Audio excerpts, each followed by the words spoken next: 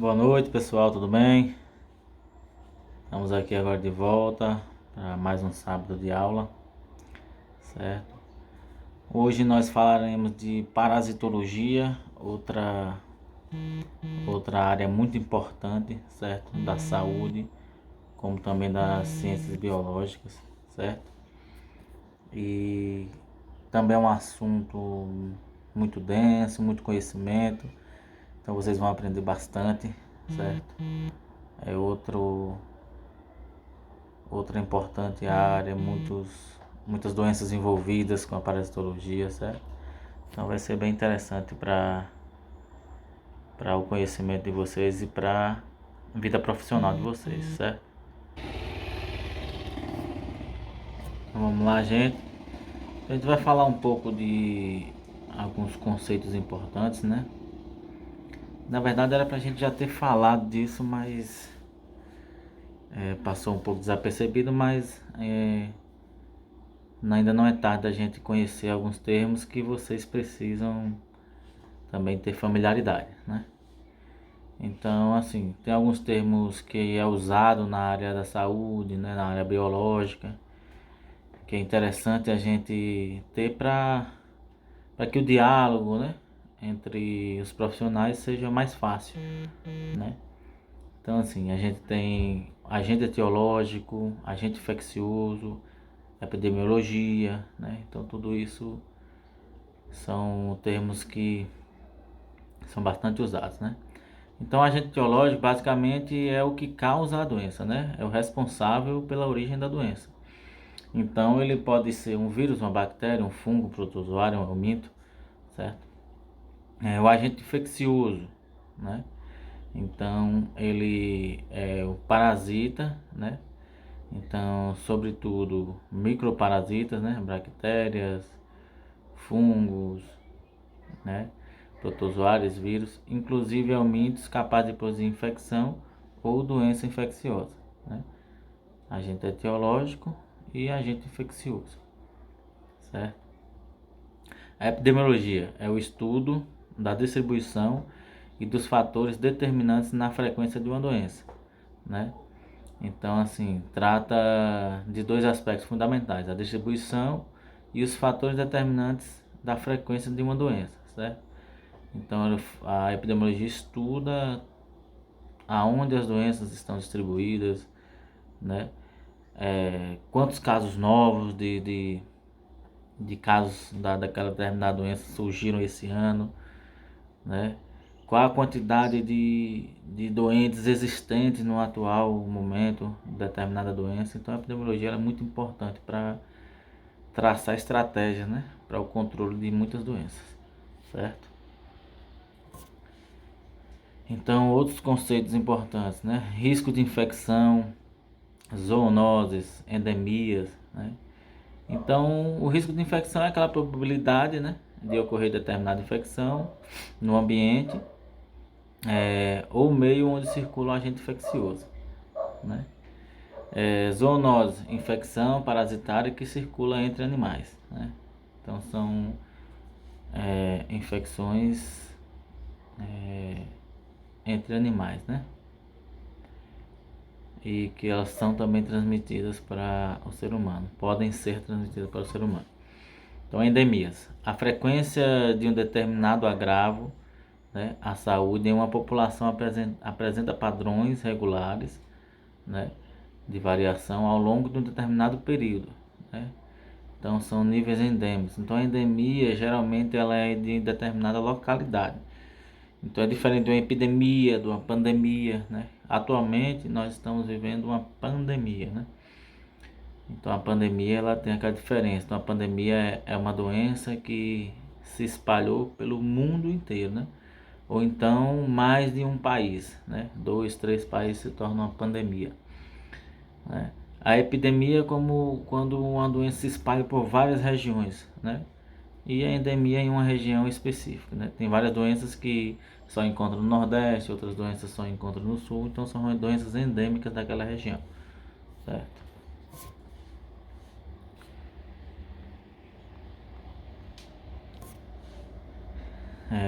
Como eu falei para vocês, da epidemia, né? momentos em que as variações da frequência de uma doença ou agrado em uma população apresentam de forma irregular, né? Então, excesso de casos de uma doença ou síndrome química em relação ao esperado para uma determinada área, né?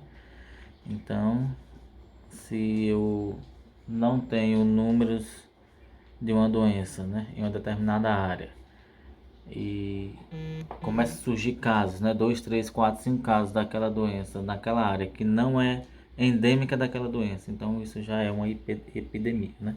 Não é esperado aquela doença, então já se considera também uma epidemia. Surto, né?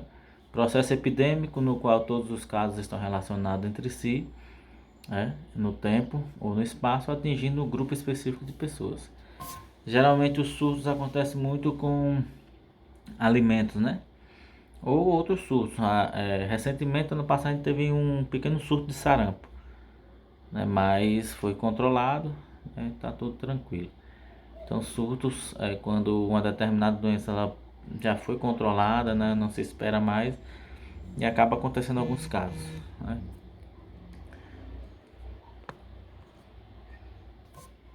Então, nós temos estágio, infestação, patogenia ou patogênese, né? Então, estágio é a forma de transição, né, de um artrópode ou helminto para completar o ciclo biológico. Então, os helmintos, né, que estão no grupo dos protozoários, eles têm vários estágios: ovo, larva, pupa. Então, são as fases da vida, né? Infestação é o alojamento, desenvolvimento e reprodução de artrópode na superfície do corpo ou vestes, né? Então, infestação é como, supor, você vai ali em um formigueiro e as formigas começam a subir no seu corpo, então você começa a estar infestado de formiga, infestado de pulga, infestado de carrapato, né? Então, patogenia ou patogênese é o mecanismo com que um agente infeccioso provoca lesões no hospedeiro, né? Então, o citosoma mansoni provoca lesões no organismo através de ovos, formando granulomas, né? Então, a patogenia é a forma que o agente infeccioso provoca as lesões, né? Então é o seguinte, existe um aspecto muito conhecido, né, da parasitologia, que é o aspecto de iceberg, né? Então, pessoal, tem o conceito de iceberg, né, como foi falado aí, do aspecto clínico das doenças infecciosas e parasitárias, né? Então, assim, muitas vezes a gente vê muito casos de doenças, porém, em muitos casos eles não são nem diagnosticados, justamente porque a gente só consegue ver a pequena parte, né? Então, os casos assintomáticos, no caso do coronavírus mesmo, tem muitos casos que foi assintomático e nem sequer foi contabilizado, né?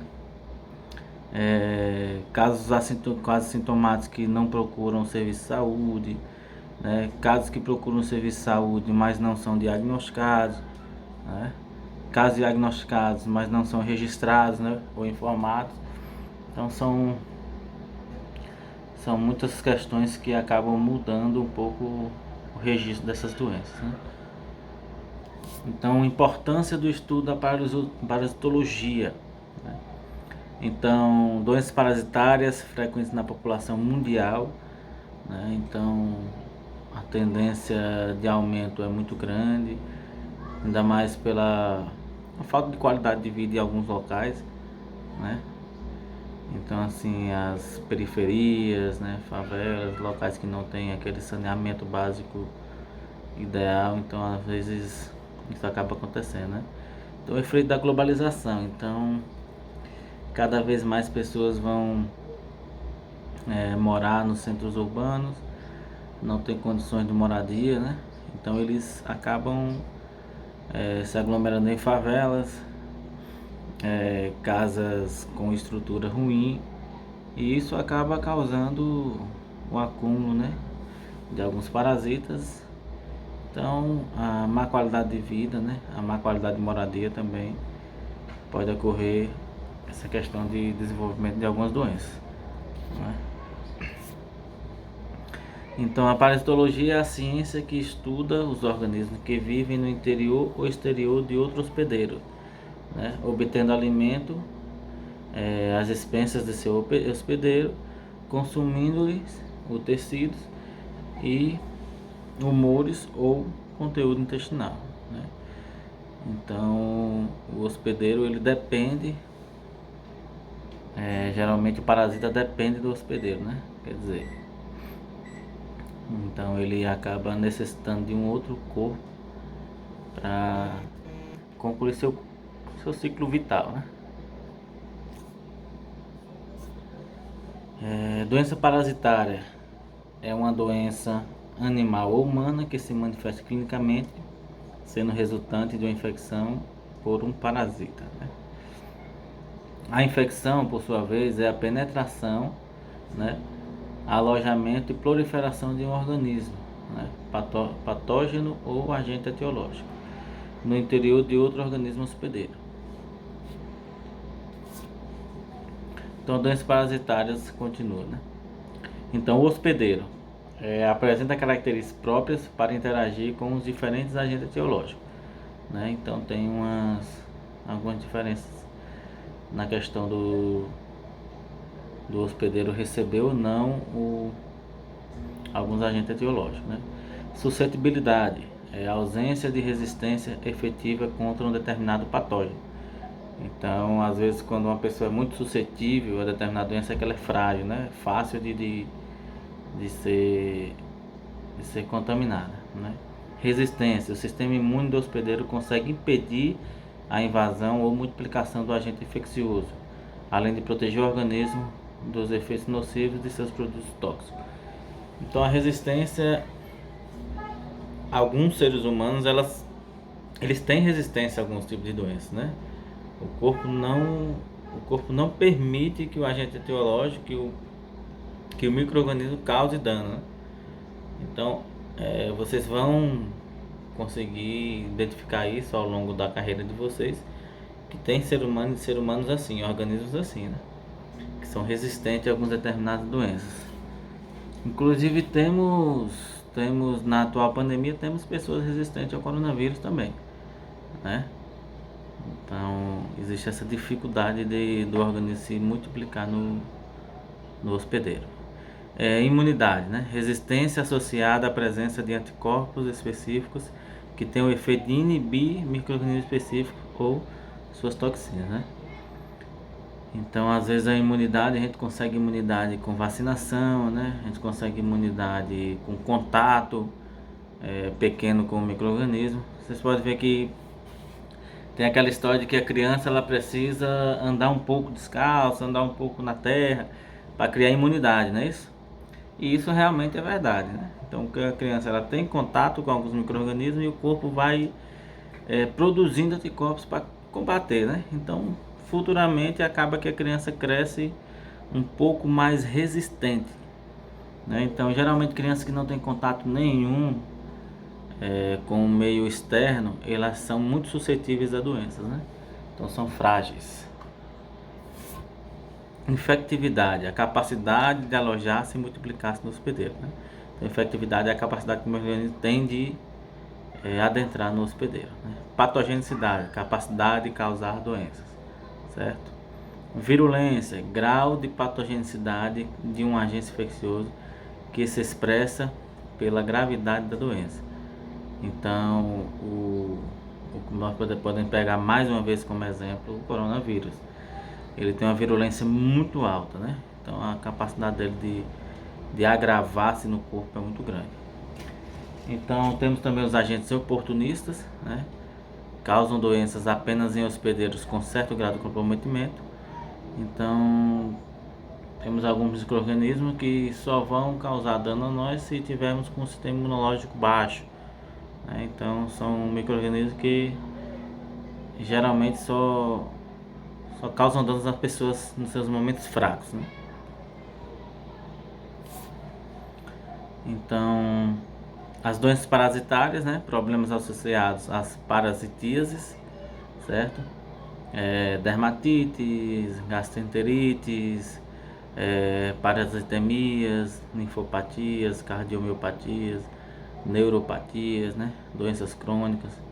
Tem alguns portadores de alguns parasitas, eles podem causar algumas doenças que não são curadas, né? Que você tem que conviver com ela por vários anos, certo? Nós temos, a exemplo, a doença de Chagas, é uma doença parasitária causada pelo Trypanosoma cruzi, né? Então ele causa a doença de Chagas, né?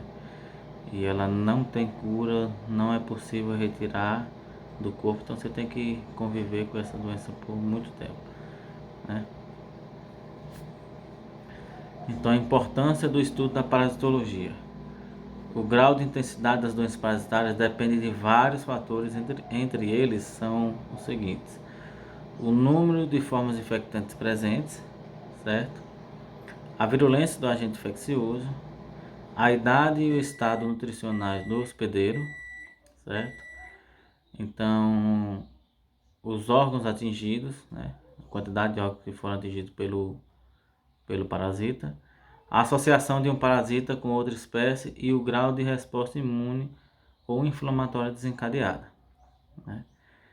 Então, então, o que vai ocorrer no corpo do hospedeiro vai depender da forma que o parasita infectou, né? A forma que o hospedeiro está no momento, entendeu? Os órgãos atingidos, então tudo vai depender, né? Desses principais fatores. Então, na parasitologia nós temos esses 4 grupos, né? De, de organismos aí. Tem os helmintos, que são mais conhecidos como os vermes, né? Os protozoários, que são parasitas, que eles são microscópicos, só são enxergados através de microscópio, não são vistos a olho nu. Temos os molúsculos, né? As lesmas, que são também parasitas, e os artrópodes, né? Carrapato, pulga, e também são parasitas, certo? Então esses 4 podem vir a causar doenças no ser humano.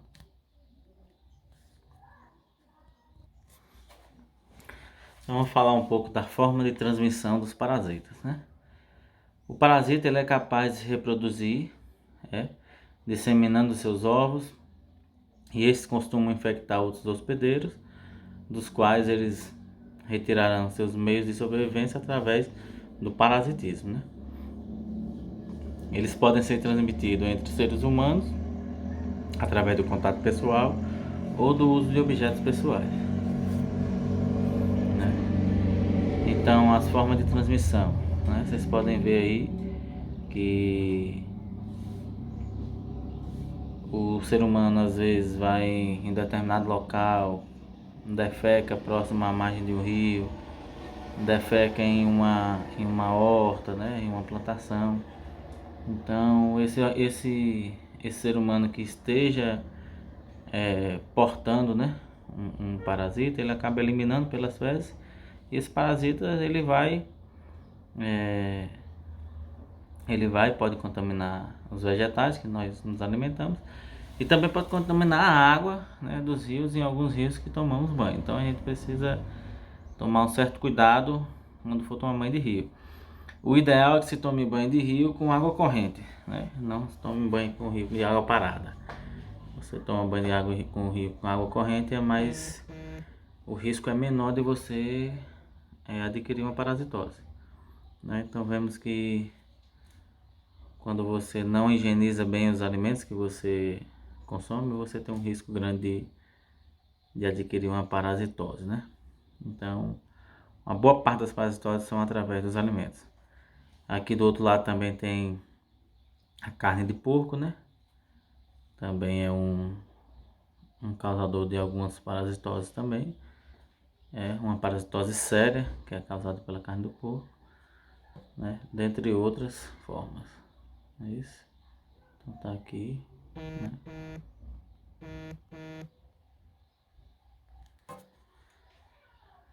Outra forma de transmissão, os animais de estimação, né? Gato e cachorro também podem transmitir algumas doenças parasitárias, né? a questão pelo fato de você andar descalço em alguns locais, né? Também pode vir o caso de você ser também infectado por um parasita. Então a classificação dos parasitas segundo alguns critérios, né? Quanto ao número de hospedeiros, então os parasitas eles podem ter um ciclo monoxênico ou monogenético e heteroxênico ou digenético, né? Quanto à localização nos hospedeiros, né? Pode ser ectoparasitas ou endoparasitas, né? E quanto ao número de células, podendo ser unicelulares ou pluricelulares, né? Então, quanto ao número de hospedeiros, o ciclo monoxênico, homogenético, né? São os parasitas que realizam o seu ciclo evolutivo em um único hospedeiro, né? Então, ele entra naquele determinado hospedeiro e ali mesmo ele termina todos os ciclos da sua vida, né? Então, um dos exemplos é o Ascaris lumbricoides, que é o mais conhecido como lombriga, né? E o Enteróbio vermicularis, que é o famoso Oxiurus, né? Muitos em determinadas fases, né? Anteriormente, seu passado, diziam que o Oxiurus era hemorroida, né? Aquele vermezinho branco, e eles diziam que era hemorroide. Não, mas aquilo ali é um verme, né? É um euminto e é chamado Oxiurus, né? Hemorroida, como nós sabemos, é uma inflamação na veia anal, né? Então é diferente de um parasita, certo? Então temos os ciclos heteroxênicos, né? São parasitas que só completam seu ciclo evolutivo passando por pelo menos 2 hospedeiros, né? Então temos aí os cistosomas, né? Que causa a extossomose, né? Cistosoma mansoni causa a extossomose. Então ela precisa passar pelo caramujo para depois terminar seu ciclo no ser humano, né? Então tem o hospedeiro intermediário e tem o hospedeiro definitivo. Então isso também tem uma certa diferença, né? Então, quanto à localização nos hospedeiros, né? Onde o parasita está? Temos os ectoparasitas, né? São aqueles parasitas que se localizam na parte externa do hospedeiro, né? As sanguessugas, o piolho, a pulga, né? Temos os endosparasitas, né? São os que se localizam na parte interna do hospedeiro. Então nós temos aí a tênia, né? A famosa solitária, a lombriga e o extossomo, né? A extossomose. Então são os endoparasitas. Então temos também os parasitas nas questões celulares. Então, temos parasitas unicelulares, possuem uma única célula, né? Que apresenta o núcleo organizado, ou seja, está separado do citoplasma pela membrana nuclear.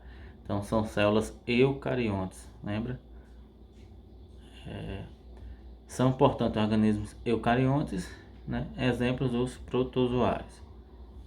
Temos os vermes, falamos, ectoparasitas, protozoários são os parasitas invisíveis, né? Então nós temos aí alguns protozoários, né? Temos alguns protozoários, são parasitas, tá vendo? São eucariontes. Aqui nós temos a giardia, né? Temos também a ameba, que pode causar amebíase, né? Então temos a leishmania, né? Temos o plasmode, que pode causar malária, certo? Trypanosoma cruzi, que é o causador da doença de Chagas. Temos o Trypanosoma gondii, né? Tem a tricomoníase. Essa tricomoníase ela pode causar algumas doenças em mulheres, né? Tricomona vaginalis. Então esses são alguns dos protozoários. E temos também os pluricelulares, né? São organismos formados por um conjunto de células semelhantes e interdependentes que desempenham uma ou mais funções, né? São os helmintos, que são os vermes, né? Então temos esses pluricelulares, parasitas pluricelulares. Então, algumas outras considerações importantes, né? Especificidade do hospedeiro. Quando o parasita necessita de mais de uma espécie de hospedeiro para completar seu ciclo biológico, um deles será o hospedeiro definitivo e os demais são considerados hospedeiros intermediários, né? Então, o hospedeiro definitivo, qual é? Né? Então, é interessante a gente gravar isso. Qual é o hospedeiro definitivo? É o que apresenta o parasita em sua fase de maturidade ou a sua fase sexual, né? Então, quando o parasita está no hospedeiro e ele está na sua fase já madura, né? Na sua fase de reprodução, ele é o hospedeiro definitivo, né? Então, o plasmode é o anófeles, né? O Schistosoma mansoni é o ser humano. Então, o hospedeiro definitivo do plasmódio é um mosquito, anófeles, né? E o Schistosoma mansoni é o ser humano, certo? Então temos aí o hospedeiro intermediário, né? É o que apresenta o parasita em fase larvária ou em fase assexuada, né? O Trypanosoma cruzi é o triatomínio, né? O do Schistosoma mansoni é o caramujo. Então o Trypanosoma cruzi usa o barbeiro, né? Que é o triatomínio. E o Schistosoma mansoni é o caramujo, né? Então o hospedeiro definitivo do Trypanosoma vai ser o ser humano e o definitivo do Schistosoma mansoni vai ser o caramujo.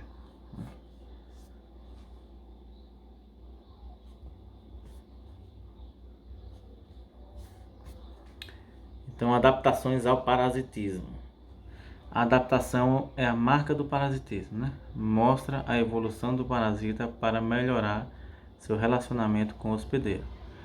E esta evolução tornou o parasita mais dependente de seu hospedeiro, certo? Então, às vezes ele vai se adaptando para conseguir ficar mais tempo dentro do organismo. Então, quais são as principais adaptações, né? As adaptações morfológicas, degenerativas, né? Perdas ou atrofia de órgãos locomotores do aparelho digestivo, hipertrofia encontrada prioritariamente nos órgãos de fixação, resistência ou proteção e reprodução, e biológica, né?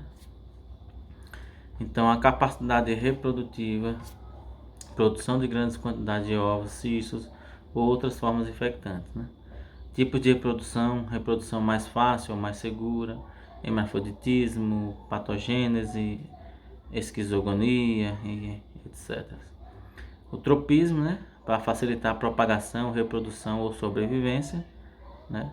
Geotropismo positivo, abriga-se na terra, e geotropismo negativo na superfície da terra, né? Então temos a relação parasita-hospedeiro, certo? No entanto, o relacionamento do parasita com seu hospedeiro tem base nutricional, né? Não podendo lesar drasticamente o hospedeiro, evitando alterações comprometedoras, o que faria perder seu hospedeiro. Então é por isso que a maioria das parasitoses elas não chegam a causar danos logo de cara, né? Então vai sendo aos poucos, porque ele precisa se alimentar do hospedeiro. Então muitos parasitas às vezes nem causam dano, né? Vive no ser humano sem causar dano algum.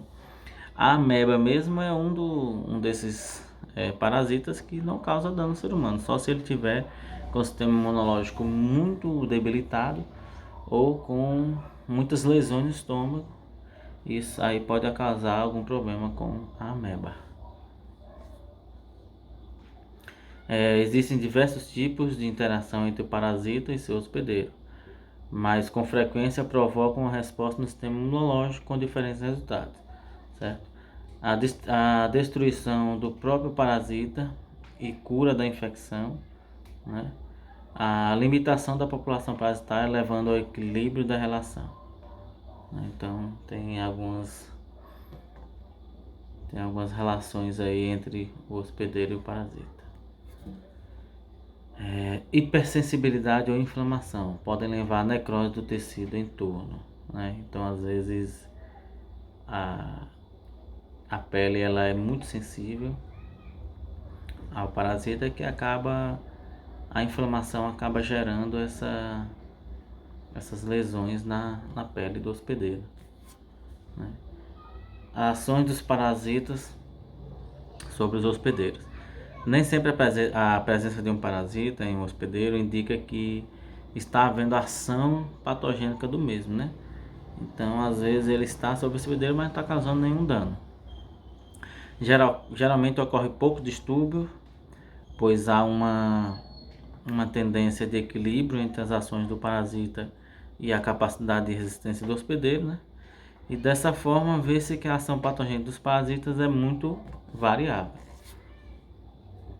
Então, relação parasita-hospedeiro, né? Então, temos aqui o meio ambiente, micro-organismos, vegetais, animais, né? Então, temos a adaptação e o equilíbrio, né? Então, uma coisa depende da outra, né? Então, às vezes, quando acontece um desequilíbrio, né? Quando acontece um desequilíbrio brusco, rápido ou abrangente, acaba tendo essa destruição e acaba gerando os danos, né, no hospedeiro. Então temos as ações patogênicas do parasita é muito variável, podendo ser ação exfoliativa, ação tóxica, ação mecânica, né, ação traumática, irritativa e anóxia, certo? Ação exfoliativa, né, quando o parasita absorve nutrientes ou mesmo sangue do hospedeiro, podendo deixar pontos hemorrágicos na mucosa quando abandona o local da sucção, né? Então, ação exfoliativa, quando o verme absorve nutrientes do sangue do hospedeiro, né? E uma dessas ações pode ser a sanguessuga, é um dos parasitas que fazem isso. Ação tóxica, né?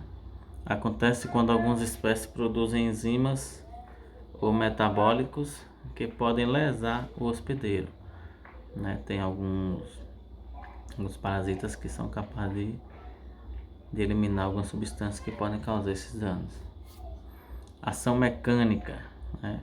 Algumas espécies podem impedir o fluxo de alimento, bile ou absorção alimentar, né? Algumas vezes isso pode ocorrer com infestação de lombrigas no intestino mesmo, né? A quantidade de lombriga é tão grande que acaba obstruindo o fluxo intestinal, né? Vindo a causar até a petrificação das fezes, né? Sendo que o hospedeiro não consegue defecar de forma correta, precisando até de procedimento cirúrgico para resolver esse problema. Então temos aí a ação traumática, é provocada geralmente pela migração de formas lavares de helminto, embora vermes adultos e protozoários também podem fazer, né? Isso aí pode acontecer também quando nós falamos do bicho geológico, né? Uma larvinha que fica andando aí pela pele.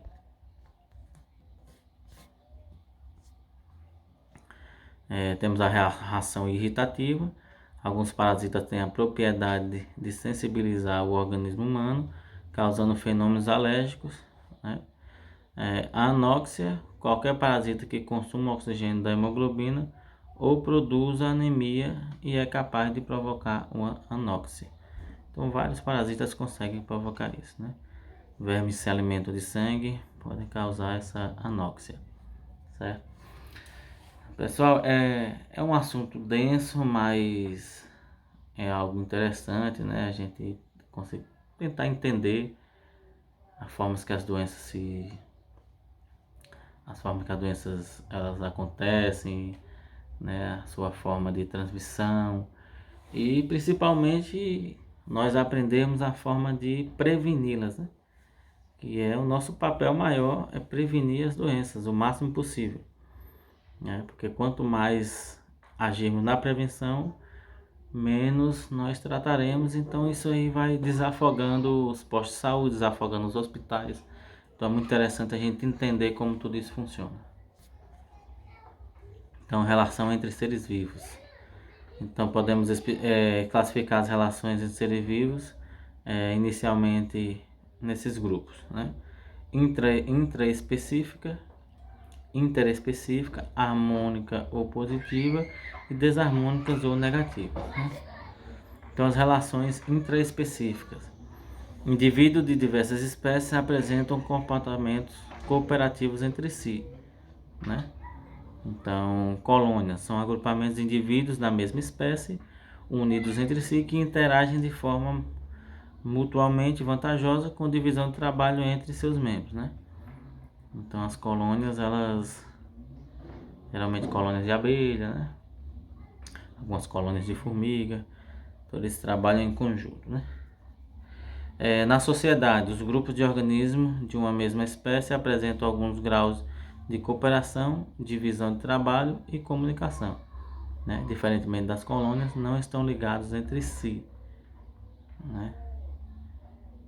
Então, geralmente as colônias são colônias de bactérias, né? Não, não são colônias de insetos, não, são colônias de bactérias, né? Bactérias que geralmente se unem e formam essas colônias, né? Relação interespecífica. A relação entre indivíduos de diferentes espécies podem ir desde uma espécie que se alimenta de outra até a dependência mútua dos indivíduos envolvidos, né? Então, na relação intraespecífica são indivíduos da mesma espécie e interespecífica, indivíduos de espécies diferentes que acabam tendo relação entre si, às vezes harmônica e às vezes desarmônica, né? Temos o predatismo, o parasitismo, o mutualismo, comensalismo e inquilinismo, né? Então, as relações harmônicas, né, ocorrem entre organismos de espécies diferentes, mas elas não causam danos entre um e outro, né? Temos exemplo o mutualismo, comensalismo e a simbiose. E as relações desarmônicas entre espécies diferentes em uma mesma comunidade apresentam nichos ecológicos iguais ou muito semelhantes. A competição, o canibalismo, o parasitismo, o predatismo, né? Certo? Então, aqui a gente falou um pouco da introdução, né, da parasitologia.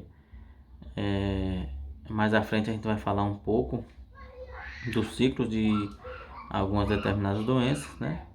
Vamos falar um pouco assim por cima e vocês vão já buscando aí mais conhecimento, né, em relação a essas informações em relação a doenças, né, o que é mais importante, né, para nossa área, a questão da prevenção das doenças parasitárias, né, para vocês adquirirem mais conhecimento, certo? Vocês podem ir na biblioteca para tentar ler algum livro ou tal. Então, gente, essa primeira aula fica por aqui. Então, daqui a pouco a gente tem mais.